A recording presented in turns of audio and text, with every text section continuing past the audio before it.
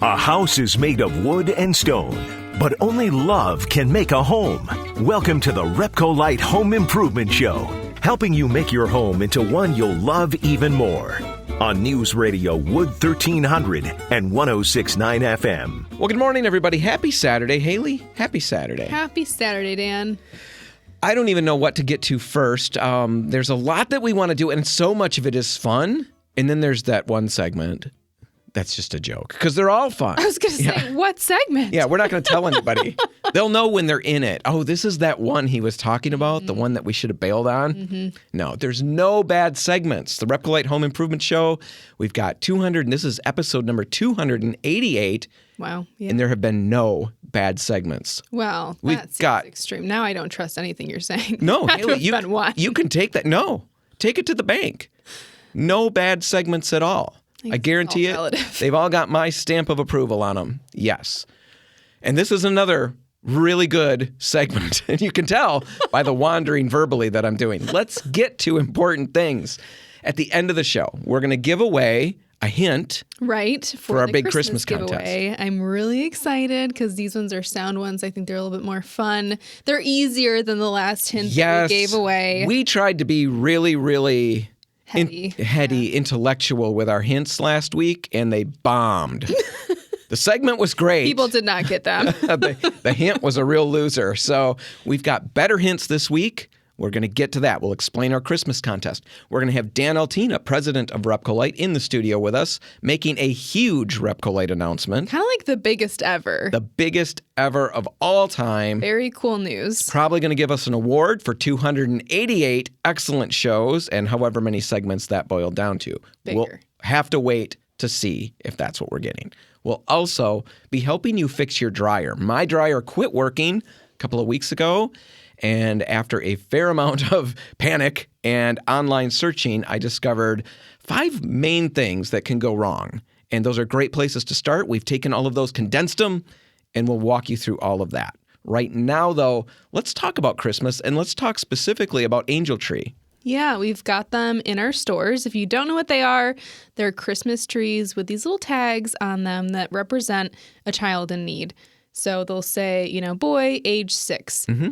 That child needs Christmas toys. These are kids who will likely not have presents at all this year. Right. And this is how we get involved as a community. There are kids in our community that we can help. I know that we were talking to some people, and they were saying that this year the need is greater than ever before, even during the pandemic and all of that. Really sad. They're actually turning people away at this point. They cannot supply any more gifts for the families, and it's been closed down. So really, if you have the ability to help this year, it's a really good year to do that. Right. Now, Angel Tree has trees all over the place. Haley mentioned that we've got them at our stores. We've got them at 4 of our locations. Right. We've got them at the Broadmoor Avenue store, the Fulton Street store, both of those in Grand Rapids. 17th Street in Holland. Right. And then our 84th Street store in Byron Center. Yeah.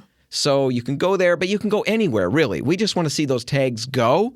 Get them off the trees. You buy a present and bring it back unwrapped with the tag taped to it and drop it off at any of these Angel Tree locations. And then all of those presents will get delivered to the right spot right before Christmas. And then the Salvation Army kicks in and they divide them all up and get them out to the kids in need before Christmas. So really cool. It is really cool. Now, I know that in our community, we're a very giving community. Yeah. And I know most everybody out there is generally participating in some certain charity, as Christmas approaches. It's a big thing for us. It's that time of year, right? This is the time of year that we think of these things. It's in our face. We feel compelled to give. And I think that's great. But it's really, this need doesn't go away after Christmas. Right. So remember that. But by all means, even if you've got something else that you're doing, if you can find a way to work one extra thing in, this Angel Tree thing is a really, really great opportunity to feel like you made a difference in somebody's life. And one thing to remember is when you go and look at the trees, a lot of them will have tags that will reference younger kids. Yeah. And then there's teens on there, angel teens, they call them. Really important to know that the angel teens sometimes end up getting left out a little bit because it's easy to buy stuff for the kids. People don't know what to get for teenagers. So their siblings are getting stuff. Grab those too. Don't forget about those. Don't just zip pie them. You can get gift cards, things like that. Right, exactly. We're going to put links in our show notes and at RepcoLite.com that has a number of, just some information as well as some gift ideas. Right, exactly. Things like that. All right, we're going to take a break. When we come back, we'll be fixing your dryer.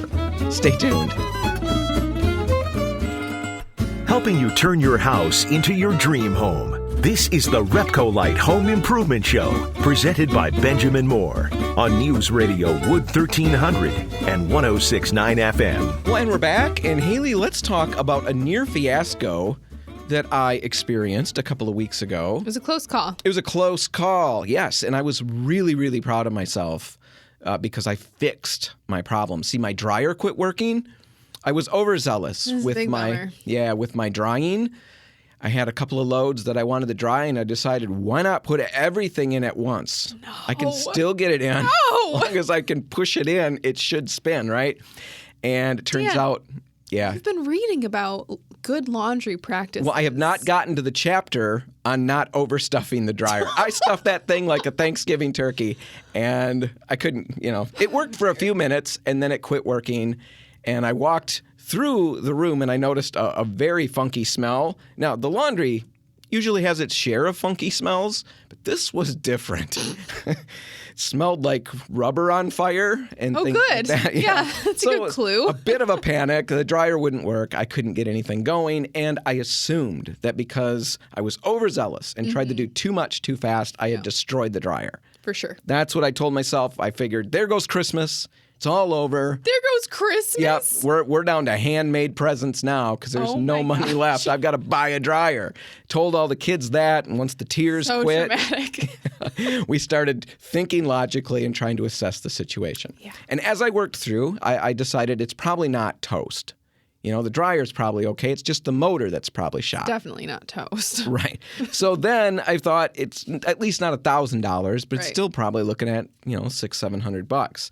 Then I thought, I did a little more digging and I discovered my belt was broken, but the thing still wouldn't go on at all. There was just nothing to it. It's plugged in. It's all of those things. Still won't work. So I knew the belt was part of the problem, but I knew I was unable to fix it at that point. I knew because there were other things wrong. So I'd still have to get a technician out there. So now I'm down to about $200 or so that I'm going to have to pay. All right. Long story short, I did a little research, more research, and I discovered the problem was just the belt. Replaced the belt for $16.23 or something like that. Well, it's good that you got the cents in there. It's really important. Don't want to round it to 16. That would be a lie. I don't like to lie. I want people to know. Yeah, it was so crazy inexpensive. An hour's worth of my work. The dryer's humming along, and now I load it correctly. All right. So all of that happened. I was really proud that I figured it out and got it fixed. And what I want to do here is basically take all of the 5 key things. Like the most common issues. And let's put them all into one place. Now, I know that it's probably not terribly likely that somebody tuned in thinking, I hope they address my broken dryer right now on the show today. So this is probably not happening to most people out there right now. You're not dealing with this. But put this in the back of your mind. Remember that on the RepcoLite Home Improvement Show, they expounded on the 5 different things that could be wrong with your dryer that you can fix. Right. Find it as a podcast. Find it on the YouTube channel. Yep. And you can have all of those points archived forever. Right. And you will never have that complete freak out moment. Right. Now, let's get to it. So your dryer quits working. What in the world do you do? Panic. Yes. Panic is first, and everybody understands that. The next step is to start with the obvious stuff. Is it plugged in? Oh, yeah. I know that's dumb, but maybe it got jostled. You never back know. There I was sure unplugged. hoping. I was praying, please let this not be plugged in. So check that. Is it plugged in? Is the breaker? Has that tripped? Right. Is the dryer overloaded? I knew mine was, and I thought, okay, maybe if I take everything out, it'll just work again. Yeah, I even had that pathetic moment where I took everything out and tried to turn it on, and then I even tried to spin the drum manually to see if that would just coax it into working. It's not a Model T. I don't know what I'm thinking. But I was hoping, is it overloaded? Is there an obstruction? That was the next thing. I was crawling around inside, wondering if something fell out of somebody's pocket. You were in the Oh, yeah. Yeah, I'm little. I can fit. I mean, that is a benefit. I mean, all these tall people who make fun of my height, I can go places. Yeah. It's way easier to be small. It's easy to hide. It's easy to do things. I never worry about leg room. But yes, I got into the dryer looking for, well, I don't want to give the wrong idea. I wasn't completely in had a large portion of myself hanging out the other side. Yeah. But anyway, look for those things. If it's not any of those things, and chances are it's not going to be, you're going to have to dig deeper. Now, the very first thing to look at, because it's the easiest, and maybe it's this, maybe you'll get lucky. Sure. Check for a defective door switch. Okay, yeah. Because if the door closes and it doesn't close all the way, it's not going to turn on, right? Well, yes. So actually, make sure the door is closed all the way. Okay. And then try turning it on, because maybe you just didn't have it closed well. But yes, it's got to be closed tight, and it will trigger a switch. It's a safety mechanism that will allow the dryer to go on. So make sure the door is closed tight. But if it was, now you got to open it up, and somewhere on the inside rim of where the door closes, you'll see a little black switch or whatever, a little white plug. Yeah. Whatever your model has, there's some sort of mechanism there. And look to make sure that it's not broken. Some of them have a little lever dangling down. Mine did. And sadly, mine was not broken. I was hoping for something easy. So if it's not physically broken, it could still be faulty or defective. Okay. So you've got to get a multimeter. It's a tool that really, it's got a lot of uses. We've talked about it on the show before. A lot of uses around the home. They're very inexpensive, but it will help you determine whether these components are working. Yeah. So you get a multimeter, and you've got to go online, again, with your model number and figure out how to access that switch on the door, right? Make sure you unplug your dryer before you do any of these things. Unplug the dryer, access the switch, and you should be able to test it with the multimeter to see if there's continuity, see if it's working. If it is, it's not the switch, you can move on to the next thing. If it is the switch, there you go. Buy a new one, put it in, you're good to go. All right, let's say it's not the switch. What are you going to do then? Well, then you've got to look for a broken drive belt. And this turned out... This is what yours was, right? And I didn't realize that the drive belt would do everything that it does on mine. I saw the broken belt, but I assumed that even though the belt was broken, the motor should still go on. Like something should happen when you push the button. When I pushed the switch, and nothing was happening at all. And I figured, okay, yes, I've got a broken belt, but I probably have a broken motor as well, or a dead motor. Sure. And the more I thought about that, the more, really, anytime you're troubleshooting with anything, if you find a major problem, even if it doesn't make sense to you that this could be the thing that's causing everything to break down, it's probably the thing. It's probably the thing. There's the chances of multiple things piling on top of each other. Yeah, all at once. Right. Unlikely. Not impossible, but unlikely. And I told myself that. Wait a minute.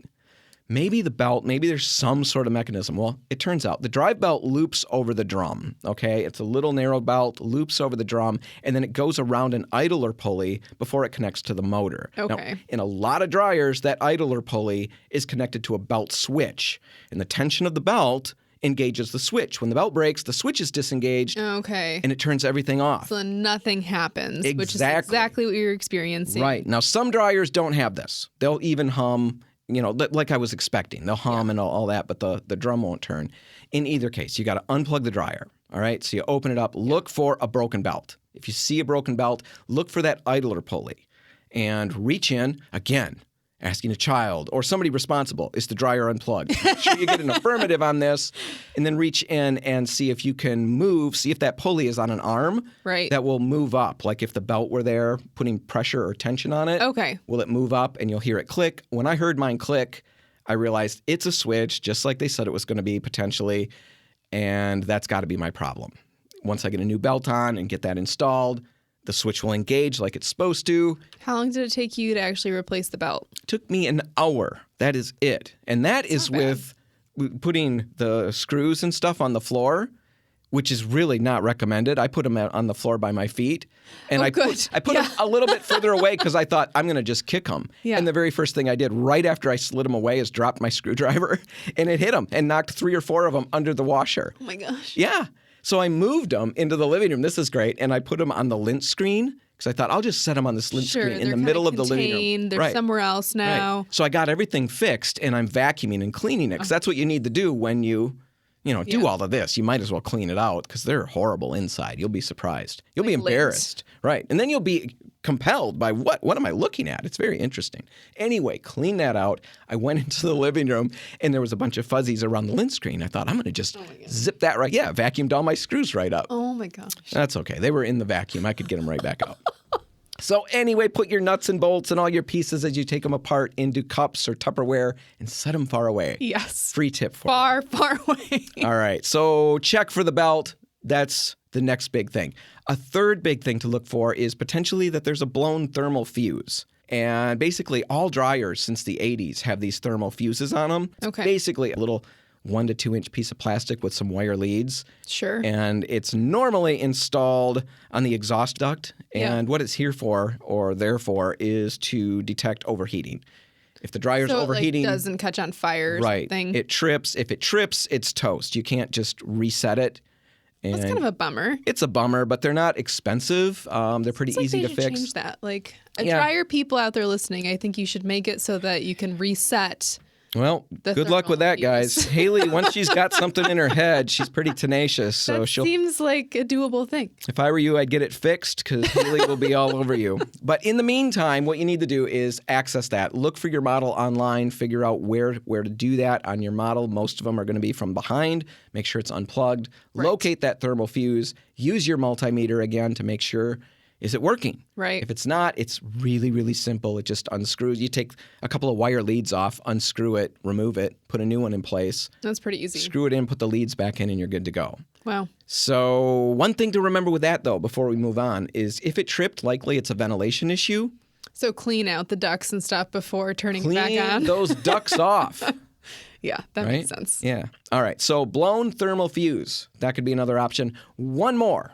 That's still on the good side of things. Could be the on-off switch. Oh, sure. Right? Now, if the dryer hums when you push the switch, it's a no-go there. It's not the switch. So it needs to be dead. Nothing's happening. You push it and nothing's happening at all. So maybe that could have been your problem. It could have been my problem. I was hoping it would be. And to get at the switch, I'm not going to go through all of that. You look again for your model online, but you can remove that control panel on the top. It doesn't look like you could.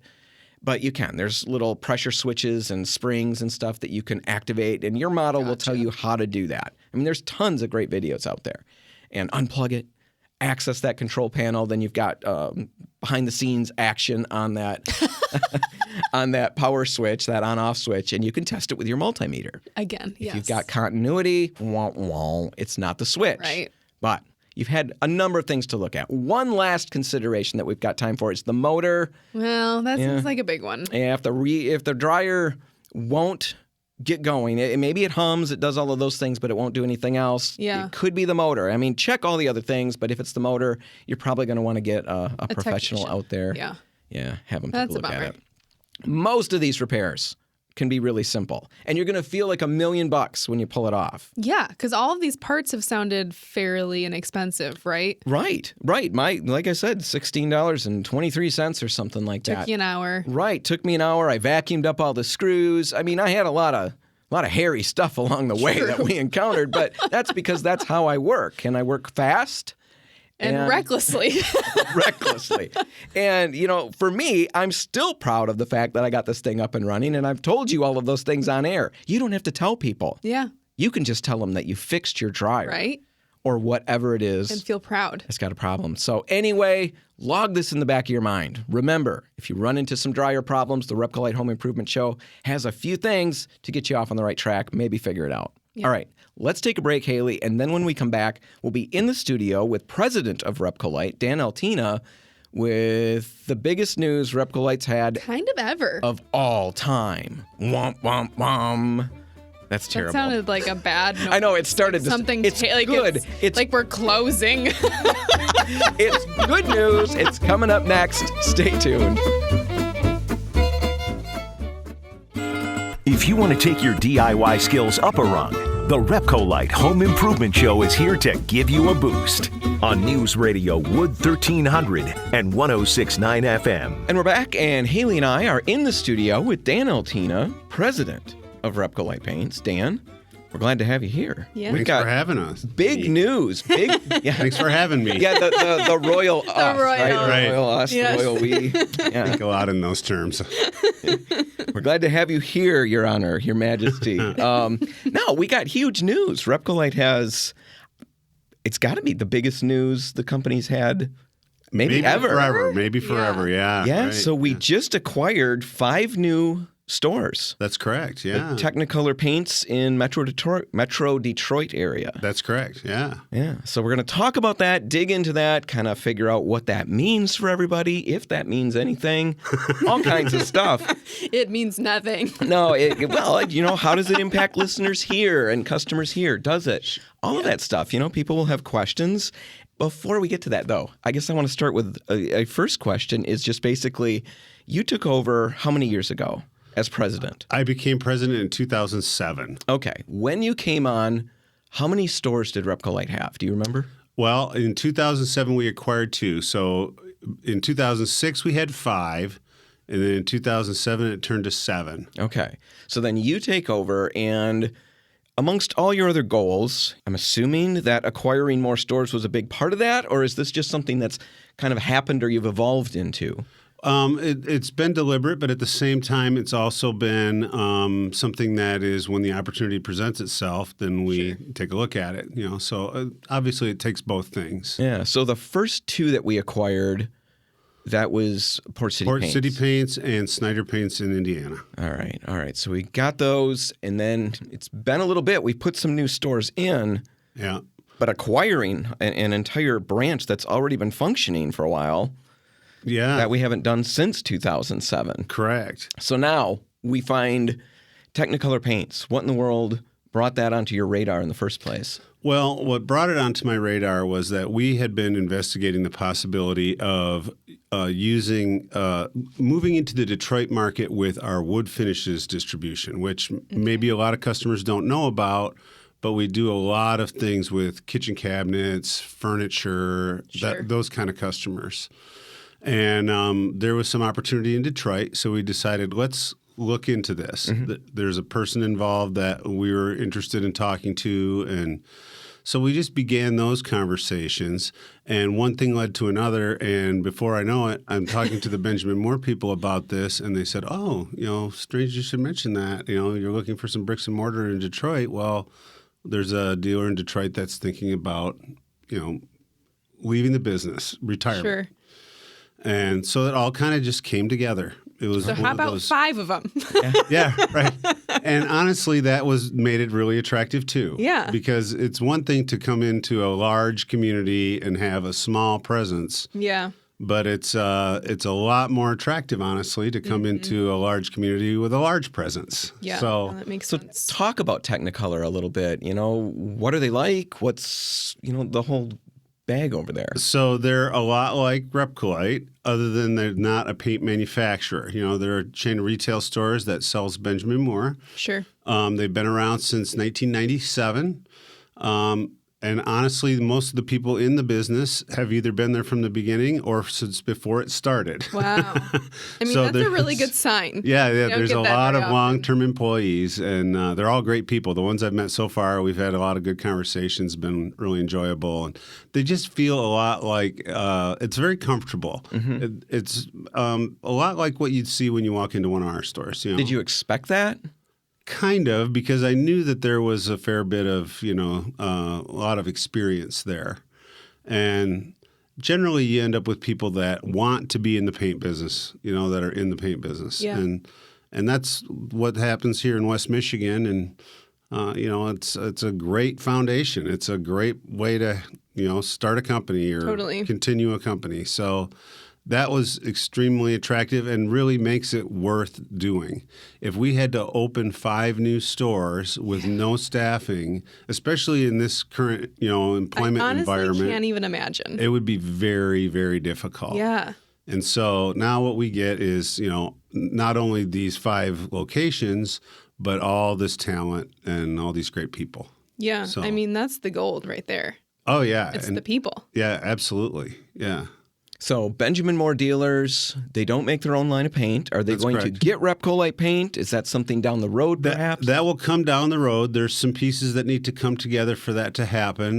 We have to have the right tint machines and color chip racks and all that sort of thing. And what we've experienced in the last few years with the stores that we've opened here in West Michigan, the vast majority of what we're selling is Benjamin Moore products. The RepcoLite products, again, things like industrial wood finishing. Sure. A lot of customers don't realize that we even make these things.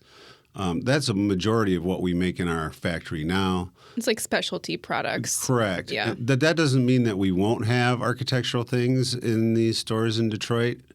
But not to start with. Again, we'll let the customers decide that for us. We're in the studio with Dan Altina, president of RepcoLite Paints, and we're talking about RepcoLite's recent, within the last couple of weeks or so, recent acquisition of the Technicolor paint stores in the Metro Detroit area.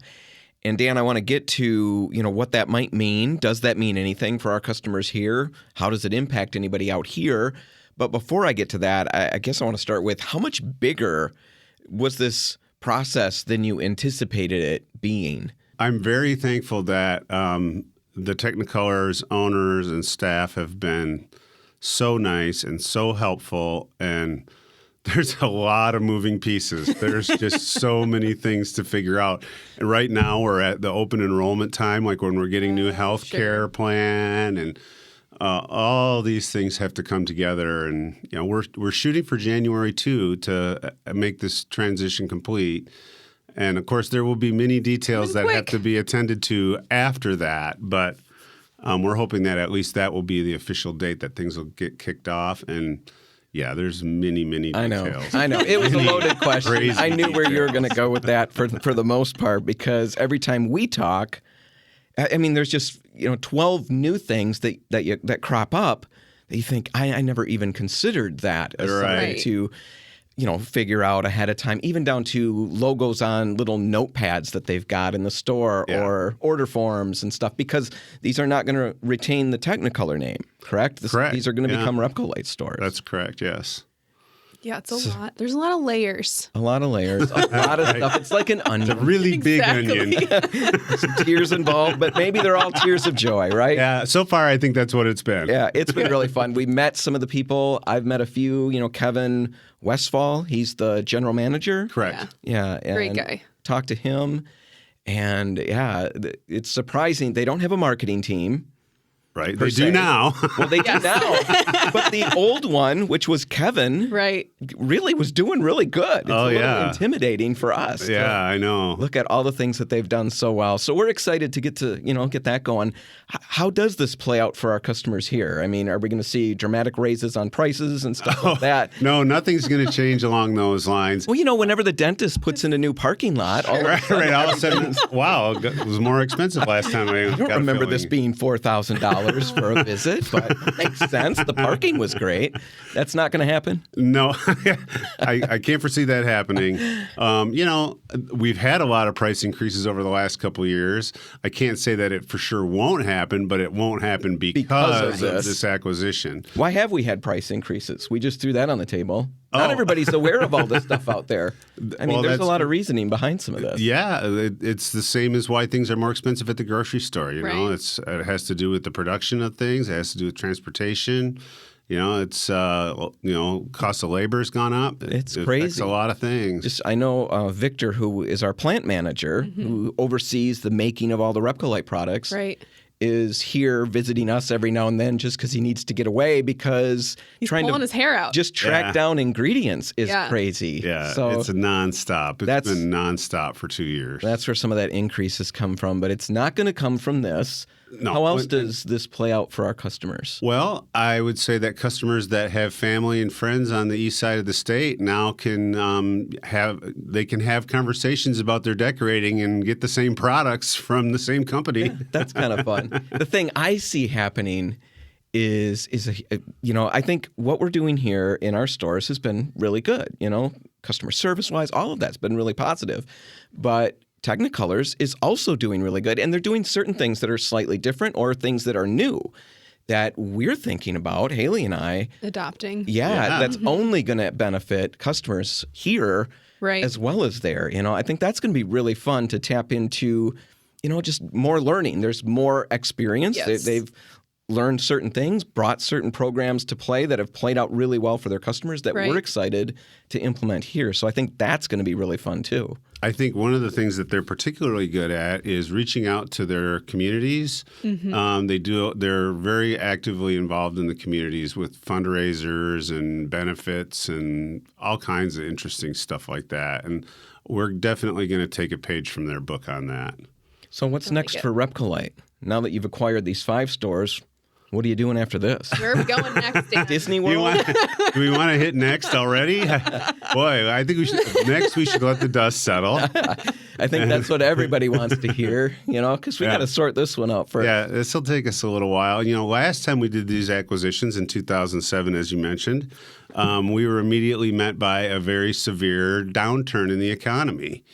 Oh, maybe that's next. Right. Maybe that will be our challenge. Oh, the same trend, huh? I hope not, and I should knock on some wood, but, you do that and the cameras will shake and the YouTube thing will be. People get motion sick. Just knock on wood figuratively. Yeah. But, we'll wait for that next opportunity to present itself and then take a good look at it. Who knows what it will be? I really have no idea at this point. It's really cool. It's really fun. We didn't know this was coming up. I mean, is this a this year thing that you stumbled into? You hadn't been looking at this for a while. We started serious conversations in the spring. Yeah. Yeah. So who knew? Who knew last year at this time? Right. It's a lot. Exactly. How crazy we'd be right. this time of the year. And, I think we're well positioned for this because we have a lot of the pieces in place. We have a marketing team. Right. We have a really sales good staff. marketing team. They're awesome. Right. We have an IT department. We have an HR department. And this is a thing that a lot of, maybe people don't realize that Benjamin Moore stores are all independently owned. Right. And so it might be that an owner only has one store. Well, then it's really difficult for that person to wear all those hats. Absolutely. Especially and then grow their business, Which is kind of what they have to do is wear all of those hats. Absolutely. They're not investing in a giant team for a single store. So when you've got that, it's overwhelming, I'm sure, but it also limits you to some degree. Correct. And so we're in a situation now where we have all those pieces in place and we've positioned ourselves well for growth, I would say, in the last few years. We're kind of setting ourselves up for this moment, even though we really didn't realize this was around the corner. Yeah. It's really exciting. This makes us what? The biggest Benjamin Moore dealer in Michigan. Yeah. In the whole state of Michigan. Pretty cool. That's cool. Yep. Including the Upper Peninsula. We don't have any stores there, but we're claiming them anyway. Right. We'll drive up and put a one flag up in there. the ground. Yeah, right. There you go. All right. Well, we'll have more information on our website, on social media pages, and all of that coming up soon as more details start to solidify. But we wanted to get that news out there because it's really exciting. Yeah, I'm really excited. Dan, thanks for being here. Thanks for having me. All right, we're going to take a break, and when we come back, we'll be dishing out a couple hints for our big Christmas giveaway. If winning $500 sounds pretty good to you, you're going to want to hang around for that. That's just around the bend. Stay tuned.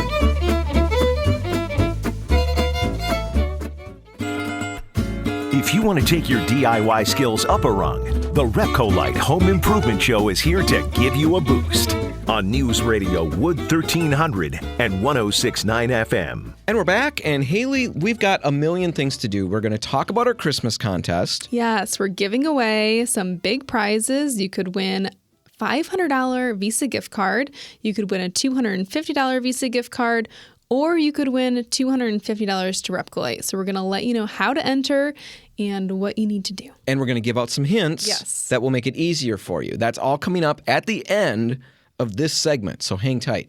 Right now, though, let's talk about touch-up painting. This time of year, we're having guests over. We're looking at our house a little more critically than we have in the past, and we're realizing there maybe is a lot of scuffs and a lot of things like that on the walls, and we really don't have, at this time of year, how many people have time to repaint? Right. It's a huge project to jump into. We don't want you to have to do that. If you want to touch up the walls, we can help you get there. Yep. But it is a bit of an art. Right. There are some things that are going to make it more successful. Yeah. So let's start with the very first thing is the really big, here's hoping boy, this would be great if it worked thing. And it's just wash the walls. Yes. You never know. Give them a really good clean. Maybe you could get away with that. There are magic erasers, Mr. Clean magic erasers, that will dull your paint a little bit. Yeah. But maybe it will be just enough to get you by. Right, a last-ditch effort. So think about that. Clean the walls. If that doesn't work, now it's time to touch up the walls.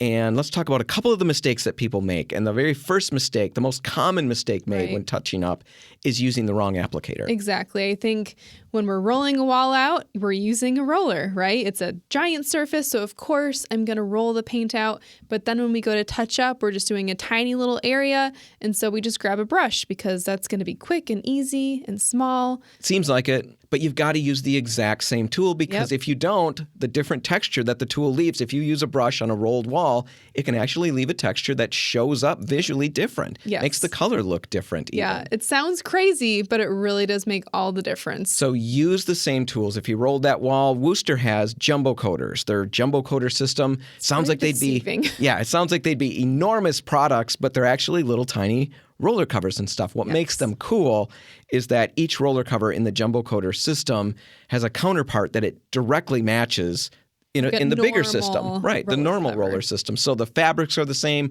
The texture that it leaves behind is the same. Exactly. It's just a little tiny version of it. So really cool to use there. Make sure you're doing that. If you've got a super tiny spot, you can get by using a little Q-tip. Oh, yeah, like a little Barbie roller. Yeah, you just kind of spin it with your fingers, and that will actually look like a rolled texture on the wall. So that can get you by for little tiny spots. You don't want to do a big area with that. That'd be dumb. The other thing that people do is, even if they're using the right tool, is they're applying too much paint when they do.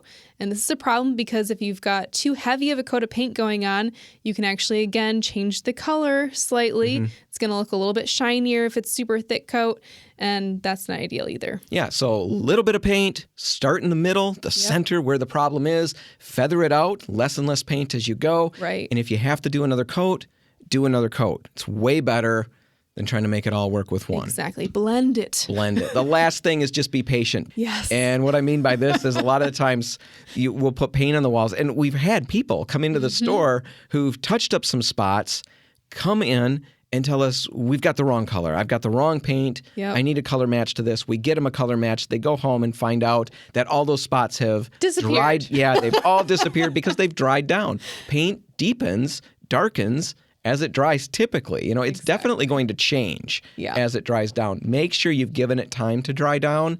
And if you think you already have, maybe give it just a little more time to make sure it's not going to be something simple like that. If you do have touch-ups to do, we just can't get into all the things we'd like to talk about in this little segment. But if you do have touch-ups or any kind of paint project that's on your horizon, stop out at any RepcoLite or Port City Paints. Tell us what you're doing, and we'll get you the help you need. Yes. And while you're there at any RepcoLite or Port City Paint store, make sure you're looking around because in each store, they've got a Christmas display with a cardboard cutout in there. Yes, they've got some unique characters visiting their stores. Each one has a different cardboard cutout. And right now, the way that you enter our big Christmas giveaway is by matching each store with their cardboard cutout. Right. We've got an entry form at RepcoLite.com. You just go to the RepcoLite homepage. Right there on the homepage, we've got a banner, a Christmas contest. Click that. That'll bring you to an entry form, and you've basically got 10 questions. The Lakewood store has which cardboard cutout? You just choose the one from a drop-down, and you're good to go. Now, we know that not everybody is going to travel to all the different RepcoLite, Port City Paints, even Snyder Paints in Goshen, Indiana. Take some big commitment. People aren't going to hit all of those stores, so we're trying to give out hints. Now, last week, we gave out some brilliant hints. They were pretty difficult. They were obscure, but I wanted people to work for it. Last year, we kind of gave you the answers. This year, we went a little more obscure, and I really regretted that because nobody understood what I was even talking about. Nope. So we've gone simpler. The first one is for the Plainfield Avenue location, and this soundbite says it all. We all know who that is, right? They should. I would hope so. So that is the cardboard cutout at the Plainfield Ave store, and we're going to go out to the music for the cardboard cutout who's at the Broadmoor Avenue store. So this theme music should mean something to you. This cardboard cutout is at Broadmoor Avenue. Head to RepcoLite.com, open up that entry form that you can find from the homepage. You've got 2 answers, all right? We're going to give out more answers on the YouTube version of our show, so check that out too. Whatever you do today, make sure paint's a part of it. The RepcoLite and Port City paint stores are open until 3, waiting to help. I'm Dan Hansen. I'm Haley Johnson. Thanks for listening.